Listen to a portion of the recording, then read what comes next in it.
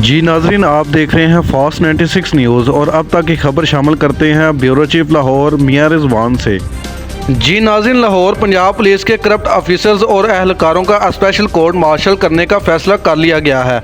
जी नाज़रीन, वज़ीर आला पंजाब मरियम नवाज शरीफ की ज़ेर सदारत मरी में खसूसी इजलास हुआ, जिसमें सूबा भर में अमनो अमान की सूरत हाल का तफसीली जायजा लिया गया और IG पंजाब ने अमनो अमान की मजमूई सूरत हाल पर ब्रीफिंग दी। Maryam Aurangzeb, chief secretary home secretary, IG, AIG, commissioner, CCPO, RPO और दीगर हकाम ने शिरकत की। इजलास में ऑर्गेनाइज्ड और साइबर क्राइम के खात्मे के लिए स्पेशल यूनिट कायम करने और IT ट्रेनिंग का असूली फैसला किया गया।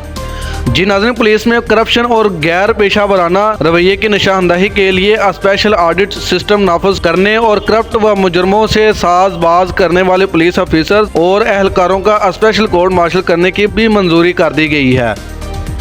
जी नाज़रीन, इसी के साथ साथ देखते रहिए हमारा चैनल फास्ट 96 न्यूज़ पाकिस्तान।